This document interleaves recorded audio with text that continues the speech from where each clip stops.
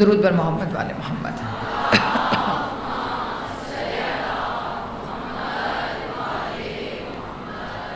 اعوذ باللہ من الشیطان اللعین الرجیم، بسم اللہ الرحمن الرحیم، نحمدہ علی رسولہ الکریم، اما بعد فقد قال اللہ تبارک و تعالی فی کتابہ المتین والفرقانہ الحمید وقولہ الحق بالحق، صلوات۔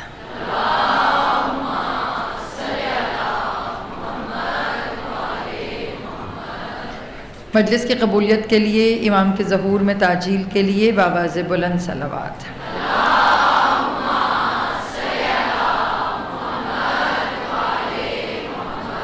وعجل فرجہم۔ مومنات گرامی، شہزادہ حضرت قاسم کی بارگاہ میں تشریف فرما ہیں آج،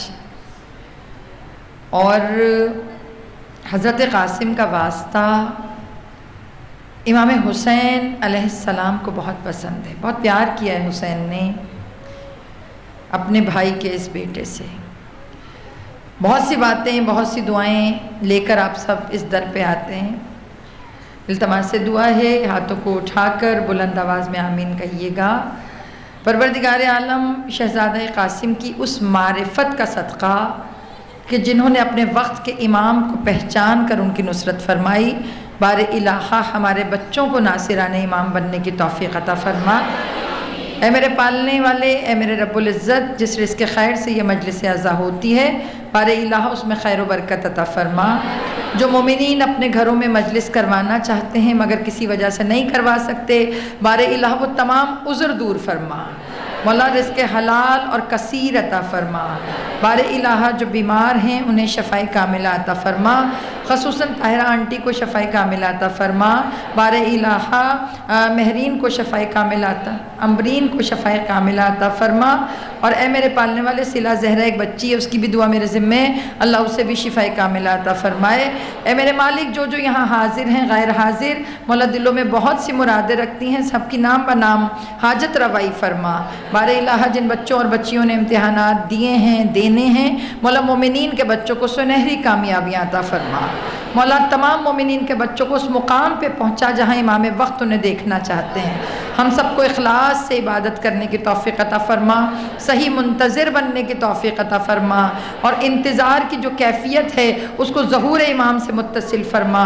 اور بار الہٰ ہماری تمام دعاؤں سے بڑھ کر دعا یوسف زہرا کے ظہور میں تعجیل فرما، اور ہمیں ان کے ناصران میں شمار فرما۔ برائے قبولیت حاجات بلند تر صلوات۔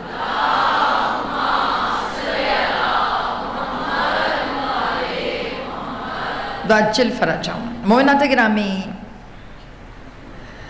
مسلسل ہم گفتگو کر رہے ہیں ولایت اور ظہور، یعنی کہ منتظر اور مولائی، آیا کہ دونوں ایک ہی کیفیت کے نام ہیں؟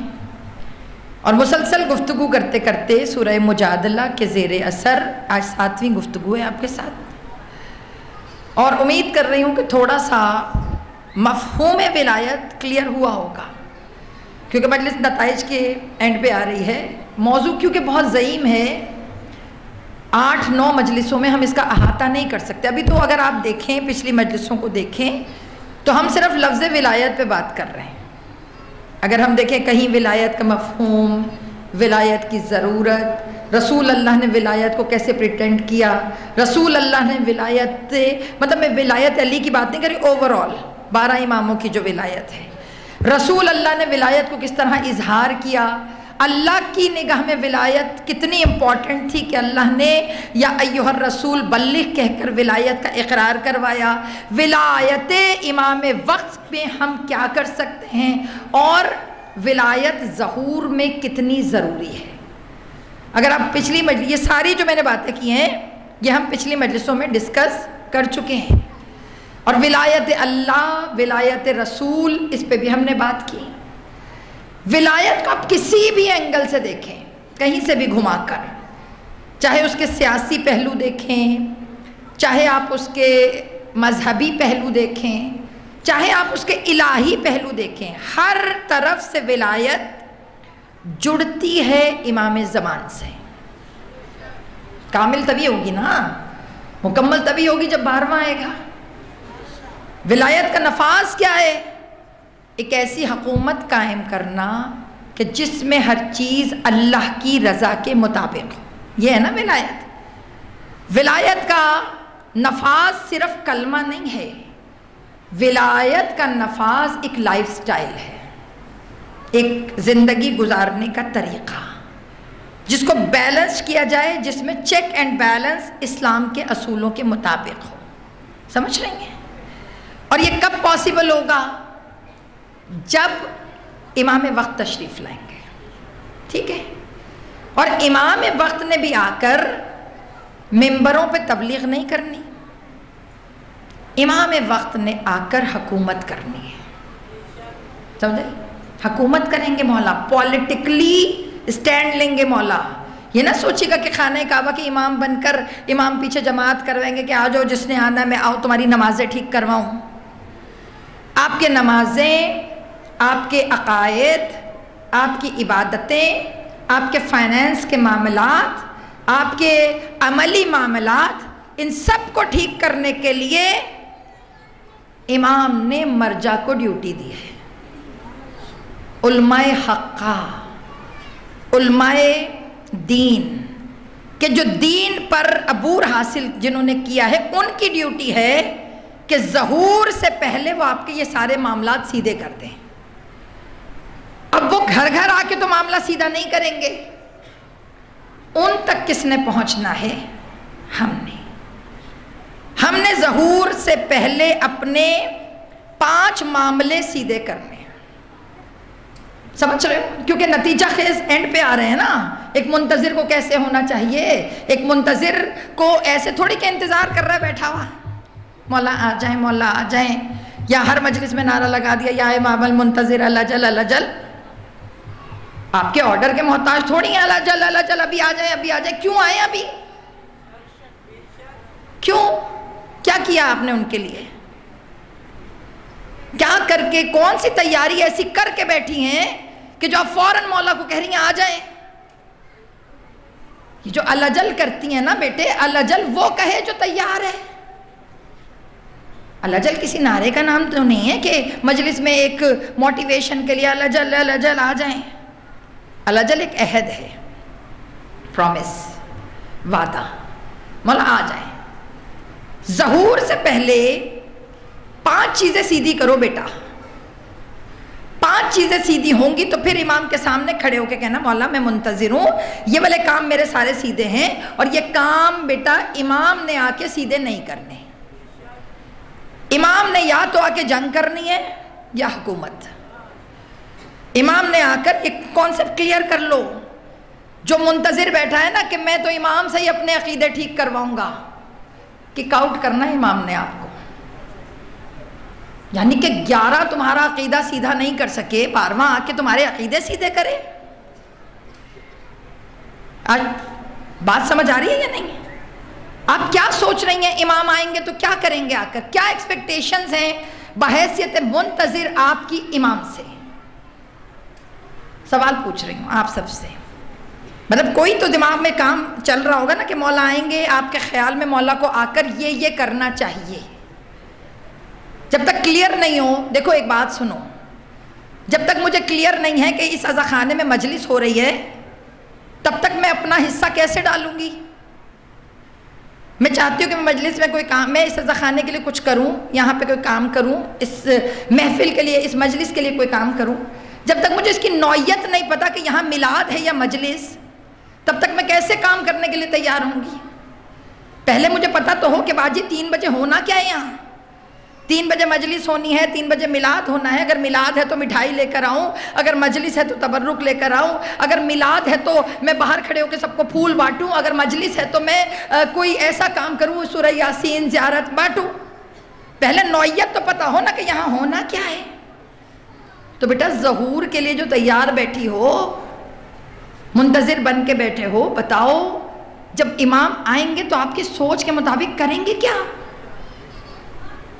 آپ تیار ہو کے بیٹھیں گے میں مولا آئیں گے۔ بہت سے ہم میں ایسے ہیں، بہت سے ایسے ہیں جو کہتے کہ اپنے جیسے سے ہم دین کیوں سیکھیں ہیں؟ مرجع کے پاس ہم کیوں جائیں؟ عالم دین کے پاس ہم کیوں جائیں؟ علماء حقہ فقہی مسائل کے لیے ہم کیوں جائیں اپنے جیسے کے پاس جب امام موجود ہے الحمدللہ؟ تو جب امام ہیں تو ہم امام سے کیوں نہ ڈائریکٹ پوچھیں؟ کیا میں نے اپنے آپ کو اس قابل بنا لیا ہے کہ میں ڈائریکٹ امام تک پہنچ جاؤں؟ جب علماء کی بات ہو تو ہمارے ذہن میں خیال آتا ہے ہمارے جیسا ہے، اپنے جیسے سے ہم کیوں سیکھیں؟ اپنے جیسے ڈاکٹر سے علاج کروا لیں، اپنے جیسے موچی سے چپلیں سلوا لیں، اپنے جیسے تندور پہ روٹیاں لگانے والے سے روٹیاں لگوا لیں، اپنے جیسے درزی سے کپڑے سلوا لیں، مگر اپنے جیسے عالم دین سے دین نہ سیکھیں۔ سوال آج تھوڑا، کیونکہ میرے پاس 2 دن ہے نا، نتیجہ دینا ہے میں نے آپ کو، میں صرف سوال پوچھ رہی ہوں، کلیئر کرو ذہن، آج کلیئر کیجئے کہ امام نے آ کر ظہور کر کے امام نے کرنا کیا ہے؟ یا تو امام نے آ کے کلاسیں لینی ہو تو میں غلط ملت بیٹھی رہوں، جب پتہ ہے کہ امام نے آ کے پڑھانا نہیں ہے پھر امام کیا کرنا ہے؟ آپ نے آ کے تلوار، جو غلط وہ آؤٹ، جو صحیح وہ اندر۔ مولا آپ سے پوچھیں گے بھائی 11 اماموں سے تم کچھ نہیں سیکھ سکی، اب میرے لیے کیوں بیٹھی ہو؟ تمہارا کیا خیال ہے کہ میں نے دین سکھانا ہے؟ تمہارا وضو، تمہارا تیمم، تمہارا غسل ٹھیک کروں؟ ابھی بھی ہم میں سے بہت سی باجیاں ہیں جو فون کر کے پوچھتی ہیں باجی غسل کیسے کرنا ہے؟ خدا کا خوف کریں۔ ابھی تک اگر آپ کا وضو غسل ٹھیک نہیں ہوا تو ظہور تو پھر بہت نزدیک ہے۔ بیٹا 5 چیزیں اپنی ٹھیک کرو، ظہور سے پہلے 5 چیزوں پر غور کرو، ان کو خود دیکھو، کوئی نہیں دیکھے گا گھر آ کر۔ اگر پرابلم ہے تو خود عالم سے رجوع کرو، بیٹا کچھ نہیں ہوگا۔ یا تو پھر اتنی جرت پیدا کرو کہ جب امام آئیں تو امام کے سامنے کہنا کہ میں نے اپنے جیسے سے نہیں سیکھا۔ پھر دیکھتے امام کیا کریں گے، اگر امام قبول کر لے تو 100 بسم اللہ، ویسے کریں گے نہیں امام کہیں گے میں نے اپنے جیسے رکھے اس لیے تاکہ تم سدھر جاؤ، اب بھی نہیں سدھری تو میں سدھارنے تھوڑی آیا ہوں، میں تو تم سے کام لینے آیا ہوں۔ بیٹا امام صرف ڈیوٹیز لگائیں گے، تم آ جاؤ، تم آ جاؤ، تم آ جاؤ۔ یہ جو اب ٹائم ہے نا، یہ آبزرویشن کا ٹائم ہے، امام آبزرو کر رہے ہیں آپ سب کو۔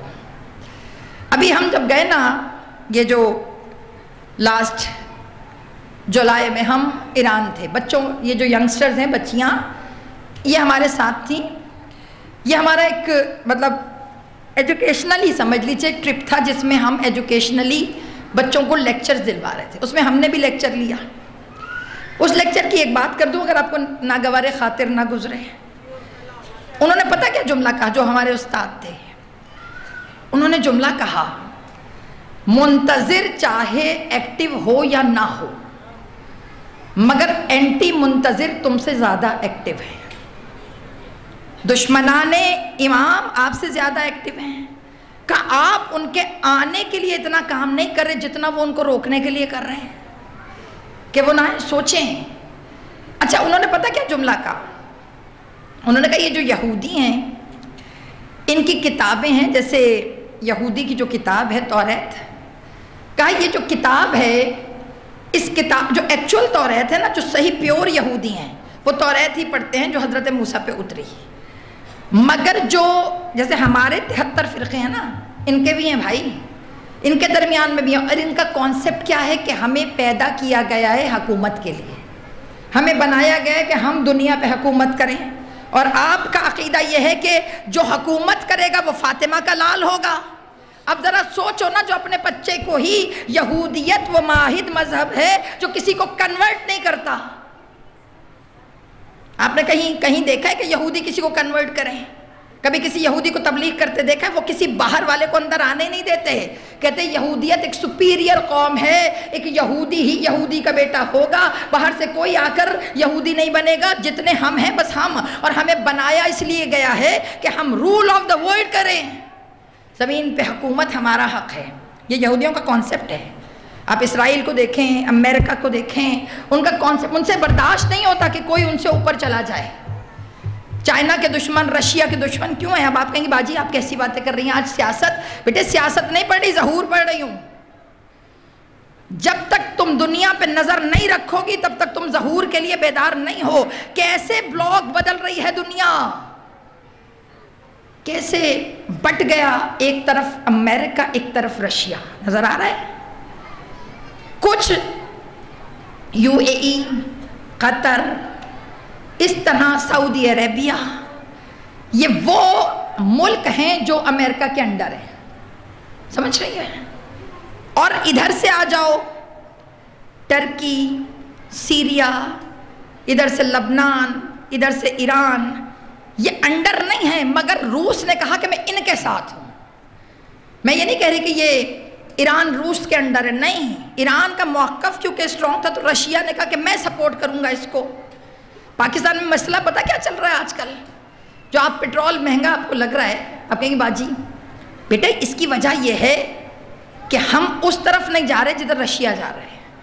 امریکہ پریشرائز کر رہا ہے کہ مجھ سے لو، اور گورنمنٹ جو ہے پاکستان کی افورڈ نہیں کر سکتی، اس لیے مدعا گر رہا ہے بم آپ پر، وہ ایک علیحدہ ٹاپک ہے، پھر کہیں اور مجھے جانا پڑے گا۔ مگر بیٹا بات سمجھو، یہ جو یہودیت ہے نا، ان کی بکس اگر پڑھو، ظہور سمجھا رہی ہوں، اس کو سمجھنا، اس لیکچر کو ضائع نہ کرنا۔ ان کی بکس میں لکھا ہے کہ جب آنے لگے گا نا رسول کا 12واں بیٹا، سب سے بڑا پرابلم پتہ کیا ہے؟ کہ رسول اسحاق کی نسل سے نہیں آئے، حضرت ابراہیم کی نسل سے آ گئے، حضرت اسماعیل کی نسل سے آپ کے رسول آ گئے، حضرت اسحاق کی نسل سے نہیں آئے۔ پوری بنی اسرائیل اسحاق کی نسل سے، اور آپ کے رسول حضرت اسماعیل کی نسل سے۔ پوچھا حضرت اسماعیل کی نسل میں خالی ایک، اور حضرت اسحاق کی نسل میں انبیاء کی قطار۔ بنی اسرائیل میں تقریباً 250 نبی تھے جو یک مشت اللہ نے بار بار ان کی نسل میں بھیجے۔ بیٹا آخری نبی حضرت عیسیٰ، اور پھر اس کے بعد حضرت عیسیٰ جب آ گئے ان کے بعد ہمارے نبی جس نسل میں اترے وہ اسماعیل کی، اور حضرت عیسیٰ آئے اسحاق کی۔ جب عیسیٰ آئے نا، عیسیٰ نے آ کے کہا میرے بعد ایک اور نبی آئے گا شاندار آخری۔ اب لوگ خوش ہو گئے کہ آخری نبی آئے گا، آنٹی 1 منٹ دیتے ہیں، ابھی نعرے کا وقت نہیں ہے۔ حضرت عیسیٰ آ گئے۔ اب جب عیسیٰ آئے، حضرت عیسیٰ نے آ کے کہا میرے بعد آخری نبی آئے گا۔ اب جب آخری نبی آئے گا تو لا محالہ جناب اسحاق کی نسل میں، یہودیوں میں ایک دورہ اٹھا کہ اب جو آئے گا وہ ہمارا ہے۔ مگر اللہ نے عجیب کام کیا، اللہ نے آخری نبی اتارا حضرت ابراہیم کے بیٹے اسماعیل کی نسل میں۔ اب پیچھے کوئی نبی نہیں، آخری اترا تو صرف ان کی نسل میں۔ پوچھا اتنے ہمارے میں آخری ادھر کیوں آیا؟ اللہ کی آواز آئی، اس کی نسل کو لا شریک اس لیے رکھا کیونکہ اس میں وہ طاہرہ دینی تھی جس کے ساتھ کسی کی شراکت قبول نہیں ہے۔ آ گئی نا بی بی، رسول اللہ کے گھر اتری، اور ان کی نسل سے 12، مطلب ایک شوہر اور 11 امام۔ یہودیوں نے پتہ کیا کہا؟ یہودیوں نے کہا کہ ظہور سے پہلے ظہور کو روکنے کے لیے 4 طاقتیں یوز کرنی ہیں۔ بیٹا 4، ان کی بکس اگر آپ پڑھیں تو اس میں ان طاقتوں کا نام گھوڑے رکھا ہے۔ 4 گھوڑے ہیں جنہیں دوڑا دیو، تو جب دوڑا دو گے نا تو جو ظہور کے منتظر ہیں ان کا دماغ ظہور سے ہٹ جائے گا، وہ اپنی افراتفری میں پڑ جائیں گے۔ پوچھا وہ 4 گھوڑے کون سے ہیں؟ انہوں نے گھوڑے جو ہے نا یہ کوئی ہارسز نہیں ہیں، پاور کا مطلب ہے، جیسے آپ دیکھیں جب آپ کسی پاور کو ڈسکرائب کرتے ہیں تو آپ ہارس پاور کہتے ہیں۔ ہارس پاور سے آپ کسی چیز کی پاور کو انگیج کرتے ہیں نا، کہ اتنے ہارس پاور، اتنے گھوڑے ہیں، ان کی طاقت جو ہے اس کو ہارس پاور کہا جاتا ہے۔ انہوں نے طاقت کی علامت 4 گھوڑوں کو رکھا۔ پوچھا یہ گھوڑے کون سے ہیں؟ کہ ان کو دوڑاتے چلے جاؤ، جب یہ دوڑتے چلے جائیں گے تو اس سے کیا ہوگا؟ ذہن منتشر ہوں گے۔ پوچھا کیا؟ یہ ظہور سے پہلے کی باتیں کر رہی ہوں بیٹے، سمجھو۔ پہلا گھوڑا انہوں نے کہا ہم دوڑائیں، انہوں نے دوڑا دیا۔ وہ پہلا گھوڑا کون سا تھا؟ جس کا نام تھا خون۔ کہ دنیا میں اتنی خون ریزی کرو کہ لوگوں کا ذہن اپنے موقف سے ہٹ جائے۔ اور آپ بتائیں ہوا یا نہیں ہوا؟ ہر طرف کہیں قتل، کہیں غارت، کہیں 9/11، کہیں کچھ، ہر طرف خون ریزی ہوتی رہی۔ پہلا گھوڑا انہوں نے نکالا जब पहला घोड़ा निकला कुछ नहीं हुआ, इन्होंने दूसरा घोड़ा निकाला। कहा दूसरा घोड़ा क्या है? कहा बीमारी। 3 सालों से बेटे कहाँ फंसे हुए हो? मास्क लगा के बैठी हुई है ना? क्यों बैठी हैं? क्योंकि आपके जहन के अंदर पता है कि मैं ये नहीं कह रही नहीं है वायरस इजाद किया गया है। इन 2 सालों में मुझे अफसोस होता है, हाथों को जोड़कर कहूं, अफसोस होता है मुझे उन पर जो पिछले 3 सालों में दुनिया से गुजरे और जो कोविड के पहले साल गए हैं। उनका गुस्ल कफन जिस तरह हमने किया है, हम जवाब दे हैं अल्लाह को। हाँ, मतलब लाशें रखी होती थी मोमिन की और नहलाने वाला कोई नहीं था।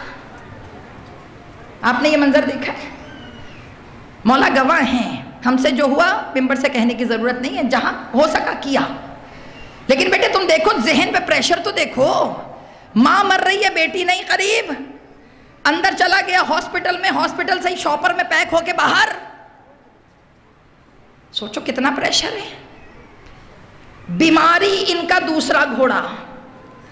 इन्होंने बीमारी के जरिए दूसरा घोड़ा आम कर दिया।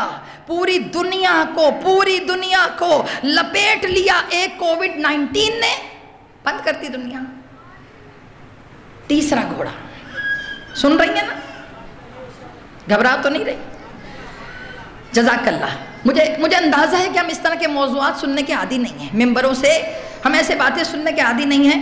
मैं अक्सर जब पढ़ती हूँ ना तो लोग कहते बाजी लगता है खबरें सुना रही हैं। दुआ करो कि इमाम मुझे अपने आने की खबर सुनाने के लिए भी रखें। हाँ, खबरें ही हैं ना, तो फिर खबरें ही सही, खबरें ही सही। बेटा जब तक विजिलेंट नहीं होगे फायदा नहीं है तुम्हारे जहां पे बैठने का। पूरा अशरा बेकार है अगर कुछ लेके ना उठे। तीसरा घोड़ा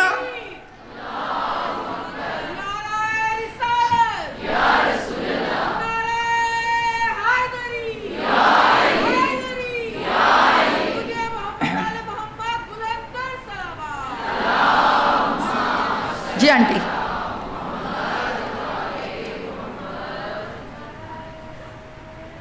नहीं मैं कह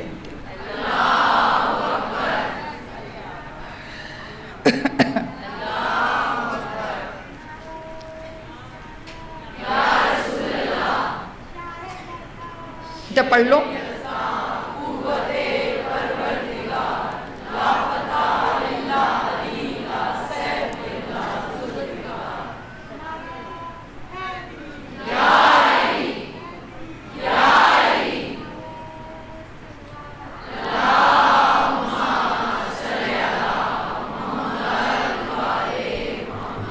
सलामत रहें आंटी, अल्लाह आपको सेहत तंदुरुस्ती अता फरमाए।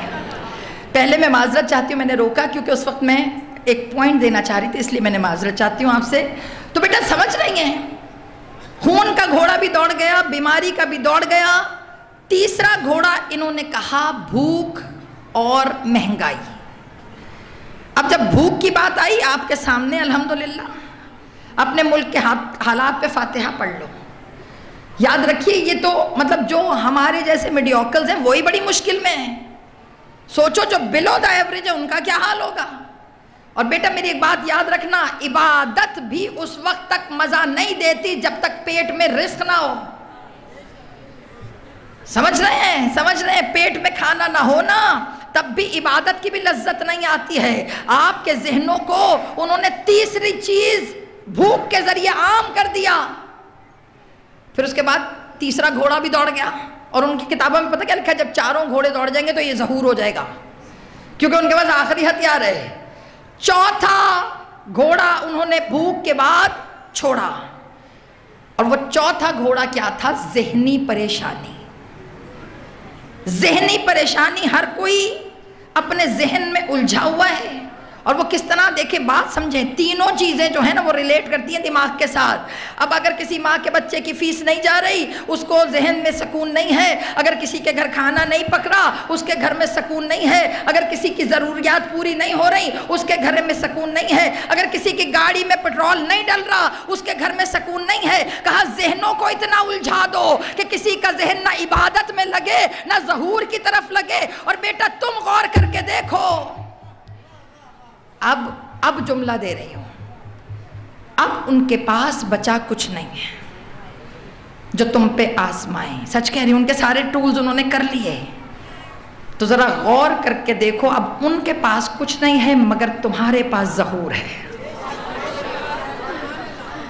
آپ کے پاس ابھی بھی ایک ہوپ ہے، آپ کے پاس ابھی بھی ایک ڈھارس ہے، آپ کے پاس ابھی بھی ایک امید ہے، اور اس امید کا نام ظہور ہے. اور بیٹے یاد رکھو، جتنا بھی روکنا چاہو، فاطمہ کا لال پردے کے پیچھے سے نکل کر رہے گا. یہ جو تم روک رہے ہو نا، اس نے آنا ہے.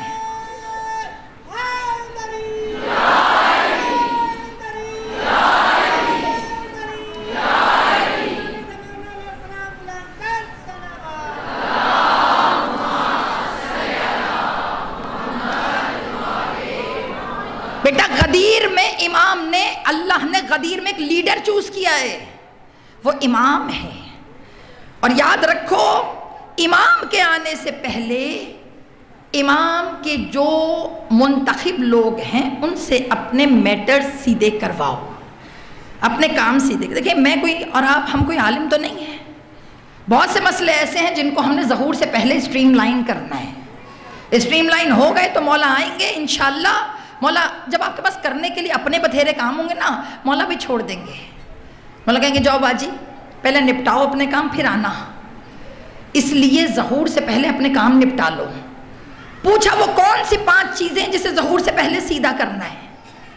بیٹے 5 کام ہیں جو ظہور سے پہلے آپ نے کرنے ہیں. کیا کرنا ہے؟ کہا سب سے پہلے سیدھا کس چیز کو کرنا ہے؟ کہا اپنے اعتقاد کو.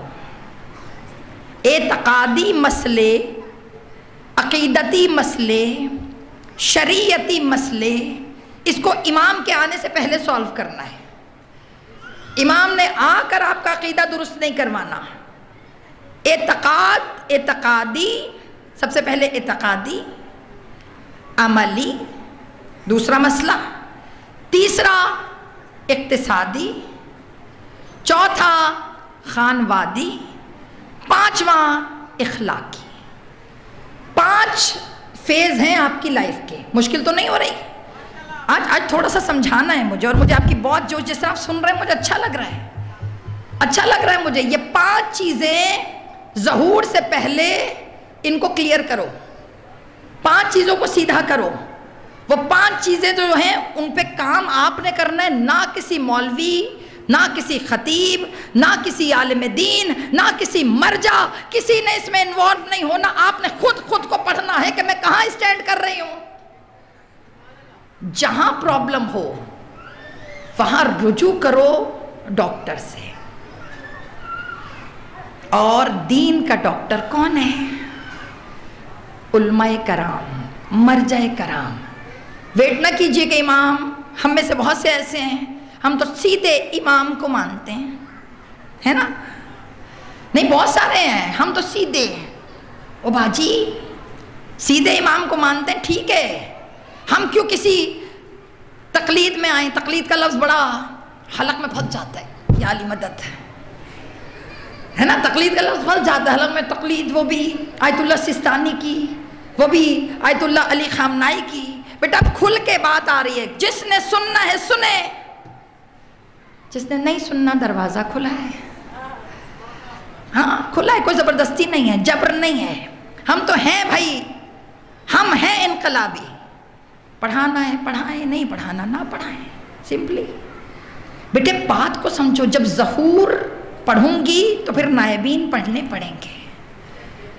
کوئی بیوارث دین نہیں ہے جو رسول جانے سے پہلے غدیر کا میدان سجا دے. کیسے ممکن ہے ظہور تک دین کو لاوارث چھوڑ دے؟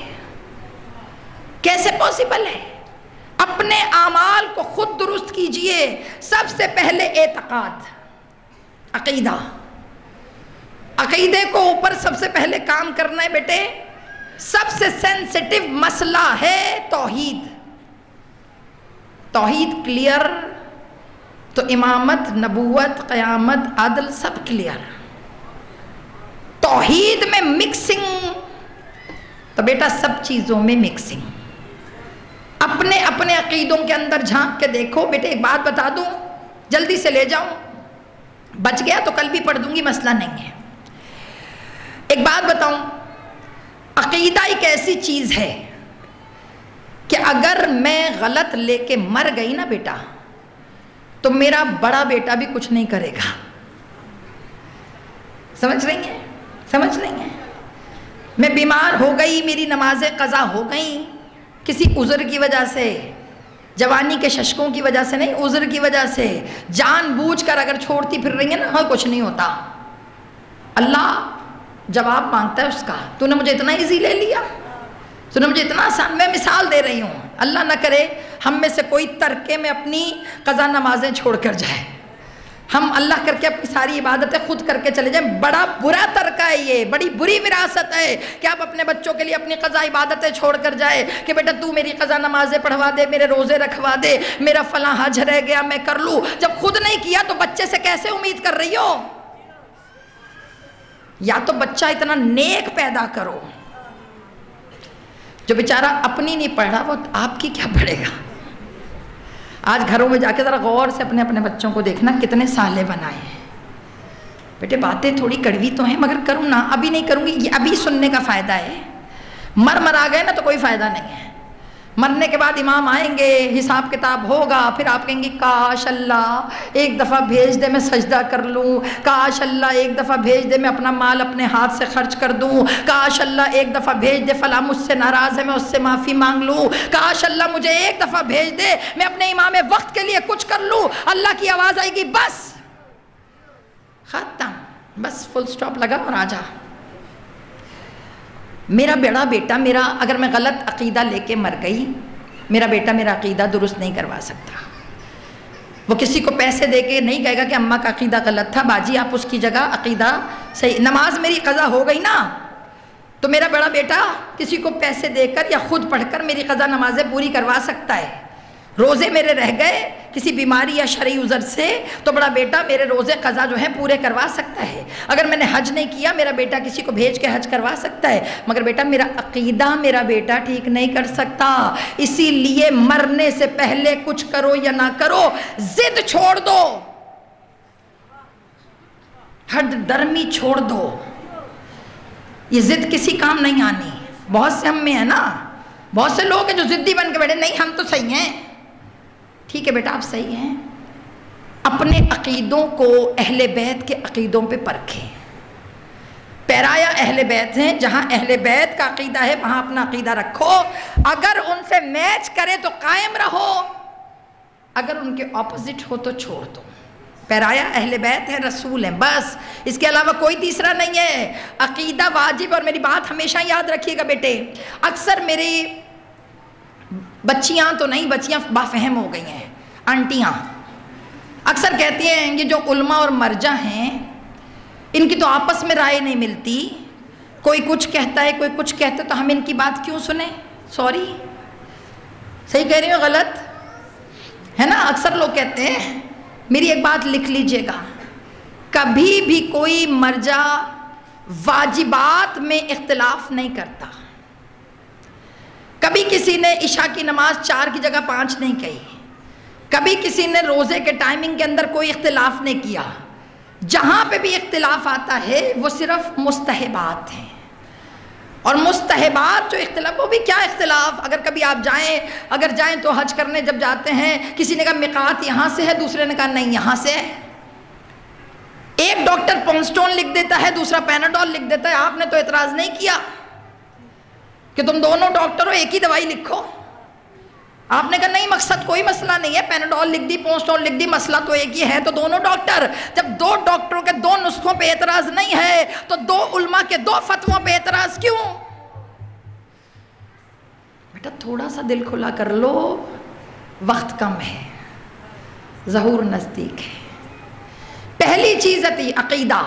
عقیدے پہ کام کریں, خود کریں خود کریں خود کریں, مت بتائیں کسی کو, کیونکہ یہ ڈائریکٹ آپ کا اور اہل بیت کا اور اللہ کا معاملہ ہے, بیچ میں تیسرا کوئی ہے ہی نہیں, سیدھے آپ. دوسرا چیز عمل. بور تو نہیں ہو رہی؟ جو بور نہیں ہو رہا ایک مرتبہ بآواز بلند صلوات.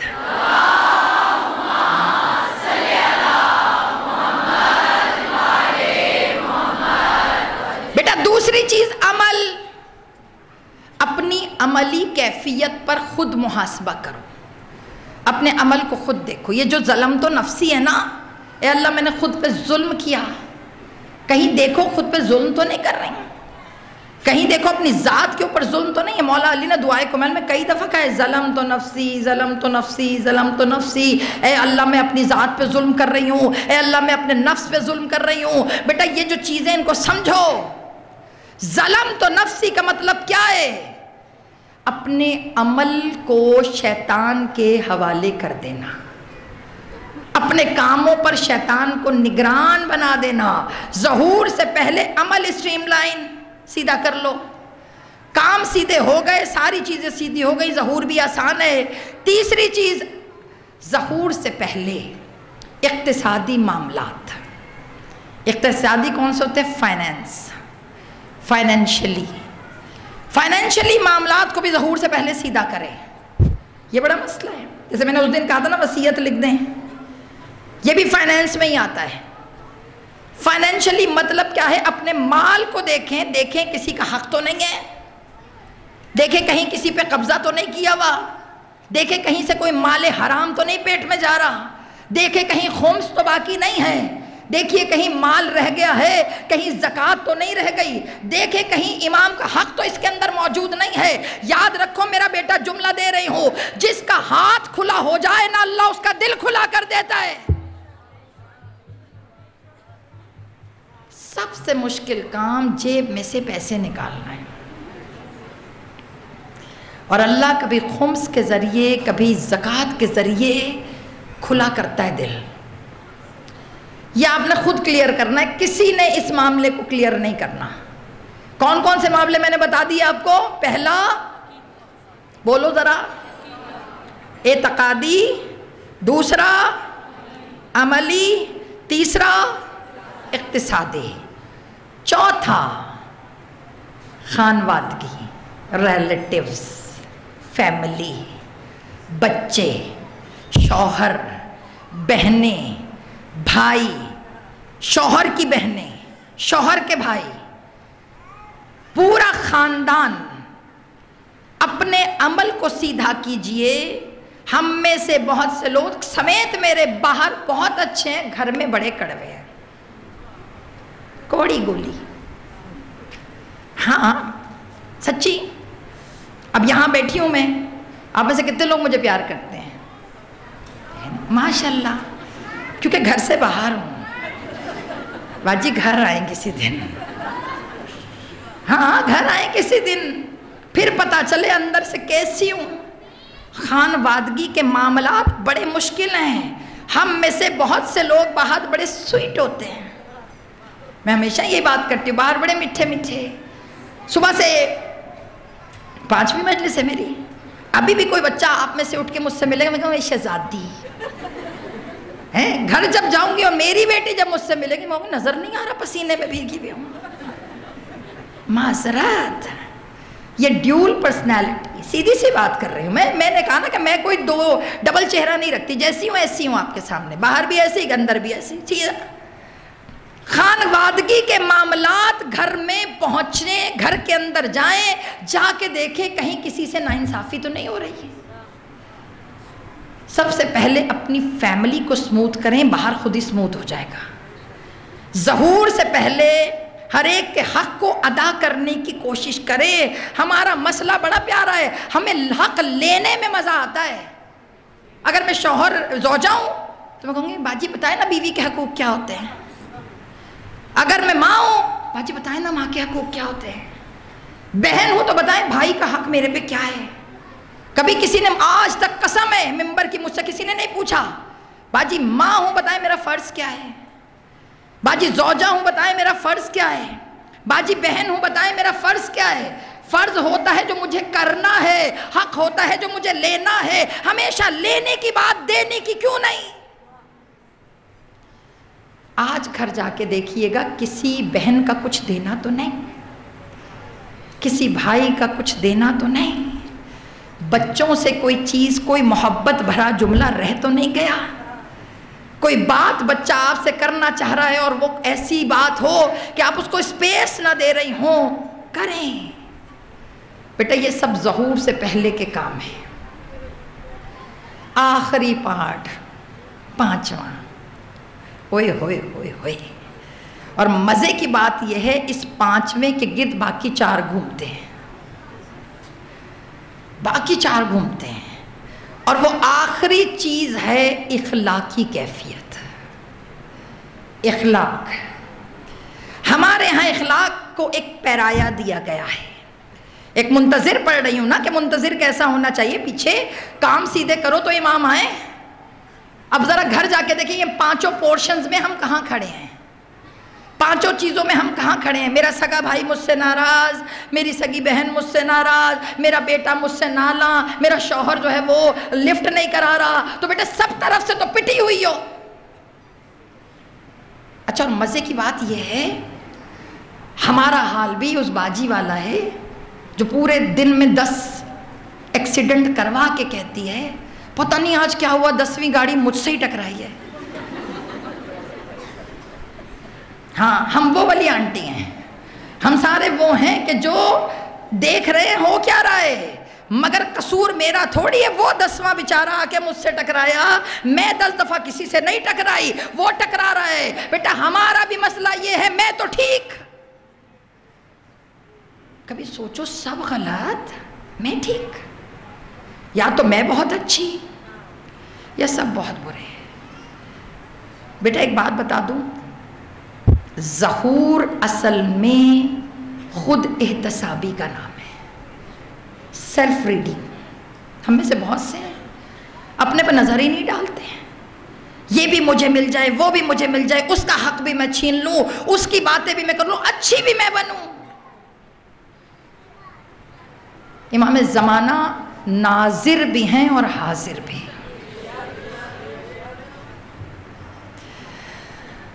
سچ کہہ رہی ہوں، امام زمانہ، دوبارہ بولوں، ناظر بھی ہیں اور حاضر بھی، دیکھ بھی رہے ہیں اور سب محسوس بھی کر رہے ہیں۔ جو کیا وہ ہے نا، آج اکیلے میں بیٹھ کے فیصلہ کرنا کہ ان کیس امام سامنے کھڑے ہوں تو ان کے سامنے کھڑے ہو کے کہنے کی جرت رکھنا کہ جی مولا میں نے یہ کیا ہے، ہاں یہ پیمانہ ہے، جی مولا میں نے فلاں کا حق چھینا ہے، جی مولا میں نے فلاں سے بد اخلاقی کی ہے۔ اگر کہنے کی جرت ہے تو بیٹا کر لو، اور اگر جرت نہیں ہے تو جو ہو گیا سو ہو گیا، بڑا معاف کرنے والا ہے، لوٹا دو۔ جہاں لگے میں غلط ہوں نا، ابھی معافی مانگ لو، مرنے کے بعد کوئی معافی نہیں ہے۔ قبر پہ جو ڈنڈے پڑنے ہیں نا، ہاں رشتہ دار مارے نہ مارے مگر امام آ کے ماریں گے۔ باتیں میری تھوڑی بری تو ہو گئی، مگر بیٹا جس کا راستہ سیدھا ہو جائے نا، پھر امام اسے باہیں کھول کے لے لیتے ہیں، چنتے ہیں، امام چنتے ہیں۔ چناؤ تھا کربلا میں ہر شخص کا، ہر شخص کا، جس کی بارگاہ میں آج آپ بیٹھی ہو، کمال غیرت کا مالک۔ کل کی مجلس میں نے کہا تھا نا کہ مشکل تھا حسین کے لیے لاشا اٹھانا، حضرت علی اصغر کا، مگر بیٹا آج جس کے جنازے پہ آئی ہو اس کا جنازہ واقعی مشکل تھا۔ کس کے جنازے پہ ہو؟ سامنے نظر آ رہا ہے نا، 18 سال کے اکبر کا تابوت رکھا تھا نا، تو یہاں سے وہاں تک پوری جگہ بھری ہوئی تھی۔ کل 6 مہینے کے علی اصغر کا جھولا تھا تو رکھا ہوا تھا کہ کچھ ہے۔ آج ذرا غور کر کے دیکھو، 13 سال کے بچے کا جنازہ ہے، اتنا تو نہیں ہوتا، اتنا جنازہ تو نہیں ہوتا نا 13 سال کے بچے کا۔ آج ایک بیوہ ماں کے ارمانوں کا پرسہ ہے، آج پوچھو حسین کس طرح کا جنازہ اٹھا کر لائے۔ عزاداران امام عزاداران امام فروا کے لال کا پرسا، شہزادہ قاسم کا پرسا، کہ جو رات کو کہہ رہے تھے صبح اکبر نے بولا میں جاؤں گا عاشور کی صبح، اکبر کہنے لگے میں جاؤں گا، اس کے بعد جب کہا اکبر نے میں جاؤں گا تو عباس نے روک دیا، نہیں اکبر آپ کہاں، آپ مرنے چلے گئے تو حسین کی کمر ٹوٹ جائے گی۔ پھر کہا سب سے پہلے عباس بولے میں جاؤں گا، کہا چچا آپ چلے گئے تو لشکر خالی ہو جائے گا۔ حضرت قاسم بیٹھے سن رہے تھے، کہا نہ آپ جائیے نہ میں جاؤں گا، سب سے پہلے میں چلا جاتا ہوں کیونکہ میں تو یتیم ہوں، میرے پیچھے کوئی رونے والا نہیں ہے۔ آج ایک یتیم بچے کا پرسا، بیوہ ماں کے بیٹے کا آسرے کا پرسا، بغیر شرمائے ہوئے پرسا دیجئے گا۔ عزاداران امام علماء کہتے ہیں حضرت قاسم کا پرسا، جملہ دے تو پھر اس کے بعد مصائب پڑھوں۔ علماء کہتے ہیں کہ قاسم کے پرسے کا حق یہ ہے کم از کم اتنے آنسو تو آنکھوں سے گرے، کتنے بھلا جتنے قاسم کے ٹکڑے حسین نے اٹھائے۔ عزادارو کربلا کا مشکل جنازہ، ارے قاسم گھوڑے پہ سوار ہوئے، ارے فروا نے مصلی بچھا لیا، بار الہا میرے لاڈلے کی خیر، بار الہا۔ عزادارو اللہ نہ کرے کسی کا سہاگ اجڑے، بیٹا قاسم کا لاشا آنا اور تھا، اکبر کا لاشا آنا اور۔ اکبر کا لاشا لائے تھے نا حسین تو لیلہ کو دلاسا دینے کے لیے حسین موجود تھے، مگر قاسم کا جب لاشا آیا عزادار و فروا کو دلاسا دینے کے لیے حسن موجود نہیں تھے۔ 13 سالہ بچہ، ارے پیروں میں گھوڑے کی لگا، عزادارو جو رکاب تھی نا، رکاب سے پاؤں بار بار نکل جاتے تھے، قد اتنا چھوٹا، عباس نے گود میں لے کر بٹھایا، اور اب جب عباس نے بٹھا دیا جناب فروا نے مصلی بچھایا۔ عجیب مائیں تھی کربلا کی، مصلی بچھا کر ہم میں سے کسی کا بیٹا باہر جائے نا تو ہم دعا کرتے اللہ خیر سے آئے، مگر فروا نے مصلی بچھا کے پتہ کیا کہا، اللہ میرے پاس یہی ہے، اسی کو قبول کر لینا، ارے میرے پاس اس سے زیادہ کچھ نہیں ہے۔ جناب فروا کیسا قبول کیا، قاسم نے ٹکڑے ہو کر حسین پر سے قربان ہو گئے۔ عزاداروں چلے، حضرت قاسم چلے، روایت میں جملے ہیں، عرب کا ایک بڑا مشہور پہلوان تھا ارزق، اس کے 7 بیٹے تھے، 7۔ جب 7 بیٹے تھے نا، انہیں رکھا کرتے تھے جنگ میں کہ جب کوئی جری آئے تو اس پہ حملہ کرو۔ عزاداروں قاسم پہ پہلے چھوٹے چھوٹے شہ سواروں نے حملہ کیا، قاسم لڑتے رہے، جب لڑ کے جیت گئے نا تو ایک آواز آئی، ارزق کے 7 بیٹوں سے کہو اس پہ مل کے حملہ کرے۔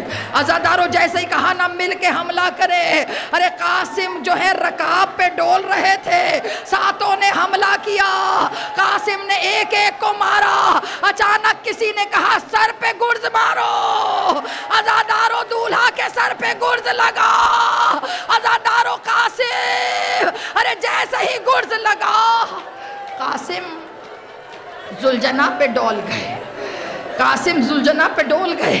عزاداروں جب ڈولے نا تو کسی نے نیزہ اٹھایا، روایت کے جملے پورا ایک ایک جملہ پڑھ رہی ہوں، کسی نے نیزہ اٹھایا، قاسم کی طرف نیزہ مارا، اب جو قاسم گھوڑے سے گرے، عزاداران امام تمہارے حوالے جملے کر رہی ہوں، اب قسم کھا کے بتانا، اب جملہ ہر ماں کے لیے جس کا بیٹا جوان ہو رہا ہے اس کے لیے جملہ پڑھوں۔ عزاداروں کربلا میں جو بھی گھوڑے سے گرا، گرتے ہی حسین کو بلایا، مگر جیسے ہی قاسم گھوڑے سے گرے آواز دے کے کہا اماں لاڈلا گر گیا۔ حسین نے کمر پہ ہاتھ رکھا، قاسم آواز دو، قاسم آواز دو، عزاداروں آواز دو، قاسم آواز دو، قاسم کہاں گرے ہو آواز دو۔ نظر آ رہا ہے نا 13 سال کے بچے کا جنازہ، عزاداروں سمجھ نہیں آ رہا ایسے کیسے ہو گیا، سینے پہ ہاتھ مارو، آج بیوار اور اس جنازے کا پرسا عزادارو کہا قاسم آواز دو. قاسم آواز دے رہے ہیں یا اماں ادرکنی، چچا میں ادھر ہوں، چچا میں ادھر ہوں. عزادارو سمجھ رہی ہو نا، چچا میں ادھر ہوں، چچا میں یہاں ہوں.